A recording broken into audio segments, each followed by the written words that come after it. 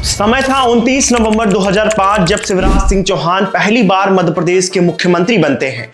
अभी वह मध्य प्रदेश को ठीक से समझ भी नहीं पाए थे कि तभी शिवराज सिंह चौहान का नाम डंपर घोटाले में आ जाता है। यह डंपर घोटाला रीवा जिले से शुरू होकर भोपाल के रास्ते दिल्ली तक पहुंच गया और हालत यह हो गई कि अब शिवराज सिंह चौहान इस्तीफा देने की तैयारी कर रहे थे और इस कांड को उजागर करने में नाम आता है प्रहलाद पटेल का। जी हां, यह वही प्रहलाद पटेल है जो इन दिनों मध्य प्रदेश में भाजपा के कद्दावर नेता के रूप में जाने जाते हैं।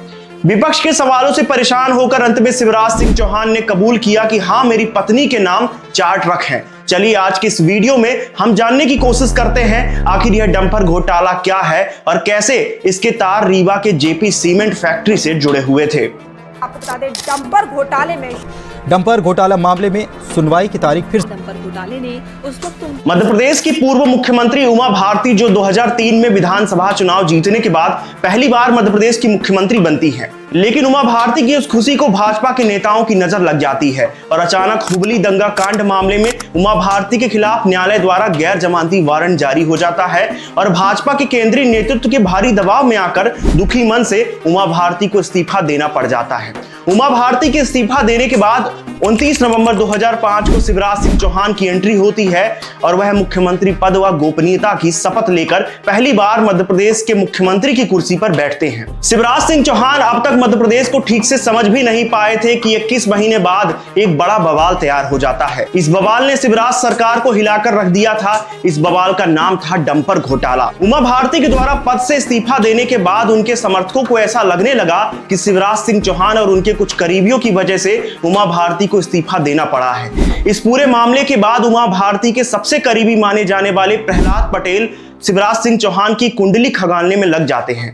दोस्तों, इस डंपर कांड को उजागर करने में सबसे बड़ा हाथ प्रहलाद पटेल का था। उमा भारती के करीबी माने जाने वाले प्रहलाद पटेल ने ही ग्वालियर ट्रांसपोर्ट कमिश्नर के दफ्तर से चुपचाप कुछ कागजात निकलवाए थे। कागजात रीवा के जेपी सीमेंट प्लांट में लगे हुए 4 डंपरों के बारे में थे। ट्रांसपोर्ट विभाग के दस्तावेजों में डंपर की मालकिन साधना सिंह पति एसआर सिंह को बताया गया था। इसमें पता रीवा का था और अस्पष्ट था। पटेल ने यह सारी जानकारी मीडिया कर्मियों को दे दी। डंपर घोटाला मामले में जब के मिश्रा के द्वारा न्यायालय में याचिका लगाई गई थी तब आरोप लगाए गए थे कि शिवराज सिंह चौहान 29 नवंबर 2005 को मध्य प्रदेश के मुख्यमंत्री बने थे और 4 अप्रैल 2006 को चुनाव लड़ने के दौरान शिवराज सिंह चौहान ने जो नामांकन भरा था उसमें अपनी पत्नी साधना सिंह के बैंक खाते में उन्होंने 2,30,000 रुपए बताया था। याचिकाकर्ता के द्वारा कहा गया था कि 2,30,000 रुपए की रकम में 2 करोड़ रुपए मूल्य के 4 डंपर नहीं खरीदे जा सकते। यह डंपर साधना सिंह के नाम पर दर्ज है और उसमें पता जेपी नगर प्लांट रीवा लिखा हुआ है। याचिका में यह भी आरोप लगाया गया था कि इस मामले का खुलासा होने के बाद रीवा के आरटीओ कार्यालय के दस्तावेज में हेराफेरी की गई, पूरा रिकॉर्ड नष्ट कर दिया गया और इसमें रीवा के आरटीओ के बड़े अधिकारियों का हाथ शामिल है। डंपर घोटाला के आरोपों की शिकायत की शुरुआती जांच मध्य प्रदेश लोकायुक्त के द्वारा की जा रही थी। इस मामले में 15 नवंबर 2007 को भोपाल की एक विशेष अदालत के आदेश पर शिवराज सिंह चौहान, साधना सिंह और कई अन्य के खिलाफ 420 धोखाधड़ी भ्रष्टाचार निवारण अधिनियम की धाराओं के तहत केस दर्ज किया गया था। शिवराज डंपर कांड का यह पूरा मामला यहीं नहीं रुका। कुछ दिन बाद सड़क से लेकर सदन तक यह मामला गूंजने लगा। उस समय तत्कालीन नेता प्रतिपक्ष जमुना देवी ने भी शिवराज सिंह चौहान का नाम सीधे जेपी ग्रुप रीवा से जोड़ दिया था। जमुना देवी ने तत्कालीन मुख्यमंत्री शिवराज सिंह चौहान पर आयकर चोरी, काले धन का लेन देन और भ्रष्टाचार का आरोप लगाते हुए शिवराज सिंह चौहान को एक चिट्ठी लिखी थी। इस चिट्ठी में उन्होंने कहा था कि आप मुख्यमंत्री पद छोड़ दीजिए और ट्रांसपोर्ट के धंधे में उतर जाइए। 17 सितंबर 2007 को जमुना देवी भोपाल के रोशनपुरा चौराहे पर एक दिन का उपवास भी रखती हैं। उनके समर्थकों में कांग्रेस के कई बड़े नेता भी शामिल थे। पूरे भोपाल में पोस्टर लगाए गए कि साधना की भक्ति में लीन शिवराज, यानी शिवराज सिंह चौहान अपनी पत्नी साधना सिंह की भक्ति में लीन हो चुके हैं। डंपर घोटाले में जमुना देवी लगातार शिवराज सिंह चौहान की मुश्किलें बढ़ाती जा रही थी। इधर प्रहलाद पटेल ने भी मामले को तूल पकड़ते हुए देखा तो उन्होंने भी रोशनपुरा चौराहे पर उपवास और 7 दिन का धरना शुरू कर दिया। डंपर कांड और शिवराज सरकार के भ्रष्टाचार के खिलाफ उन्होंने दीनदयाल उपाध्याय के जन्मदिन से लेकर महात्मा गांधी की जयंती तक धरना दिया। शिवराज सिंह चौहान पर लगे डंपर घोटाले का कलंक अब भाजपा को भी कलंकित करने लगा था। सत्ता और संगठन दोनों तरफ से शिवराज सिंह चौहान पर इस्तीफा देने का दबाव बनाया जा रहा था। उमा भारती के समर्थक भी चाहते थे कि शिवराज सिंह चौहान इस्तीफा दे दे।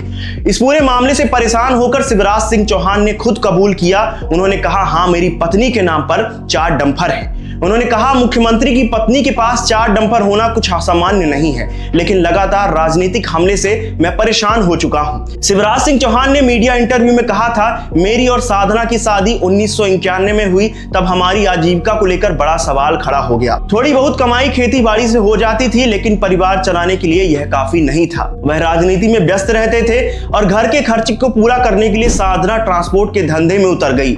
शिवराज सिंह चौहान ने बताया था कि साधना ने पहली गाड़ी खरीदकर मंडीदीप की एक फैक्ट्री में लगाया था। जब वह सांसद बन गए तब साधना ने दिल्ली में यह कारोबार जारी रखा। और डंपर घोटाले की बात पर शिवराज सिंह चौहान ने कहा, 2006 में साधना ने कर्ज लेकर डंपर खरीदे थे, उसे सीमेंट फैक्ट्री रीवा में लगाया था। विपक्ष के हमले का जवाब देते हुए शिवराज सिंह चौहान ने कहा, क्या मैं राजनीति में हूं तो इसका मतलब थोड़ी है कि मेरे परिवार का कोई भी सदस्य कारोबार नहीं कर सकता। मीडिया के सामने शिवराज सिंह चौहान ने तो कबूल कर लिया कि उनकी पत्नी के पास 4 डंपर है, लेकिन शिवराज सिंह चौहान को लगा कि यह पूरा मामला ठंडा पड़ जाएगा, लेकिन इसका उल्टा हुआ।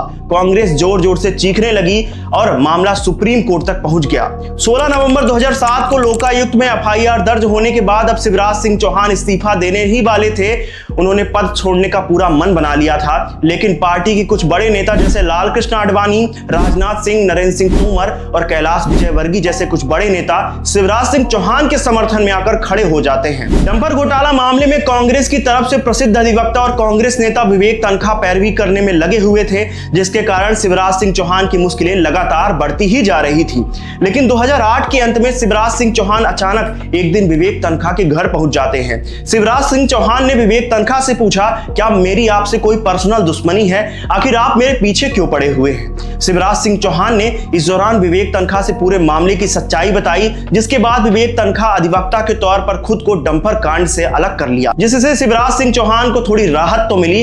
अंत में लोकायुक्त ने भी तकनीकी और सबूतों के अभाव में मामले को समाप्त कर दिया। 3 साल की जांच पूरी होने के बाद जांच एजेंसी ने दिसंबर 2010 में कथित घोटाले की क्लोजर रिपोर्ट भी दाखिल की, जिसमें कहा गया कि इसमें कोई अपराध नहीं बनता है। बाद में सुप्रीम कोर्ट ने भी डंपर घोटाला मामले में मध्य प्रदेश के मुख्यमंत्री शिवराज सिंह चौहान के खिलाफ याचिका पर विचार करने से मना कर दिया। मामले में न्यायमूर्ति एसके सीकरी और न्यायमूर्ति अशोक भूषण की पीठ ने तर्क दिया, हम जानते हैं कि चुनाव आ रहा है, जाइए और चुनाव लड़िए। इस तरह से शिवराज सिंह चौहान से जुड़ा कथित डंपर घोटाला वर्ष 2018 तक रीवा, भोपाल, जबलपुर और दिल्ली तक खूब सुर्खियों में रहा और फिर समाप्त हो गया। मध्य प्रदेश के तत्कालीन मुख्यमंत्री शिवराज सिंह चौहान का कार्यकाल विवादों से घिरा रहा और शुरुआत में आरोप लगे कि वह डंपर घोटाले में शामिल है। बाद में सबसे बड़ा व्यापम घोटाले में भी शिवराज सिंह चौहान का नाम सामने आया। इसके बाद नरसिंह घोटाला, पटवारी घोटाला, कई तरह के घोटाले में भी शिवराज सिंह चौहान का नाम जोड़ा गया। यह वीडियो आपको कैसा लगा नीचे कमेंट सेक्शन में जरूर बताएं। मेरा नाम है संजय और ऐसे ही तमाम अपडेट्स के लिए चैनल को सब्सक्राइब जरूर करें। तब तक के लिए धन्यवाद।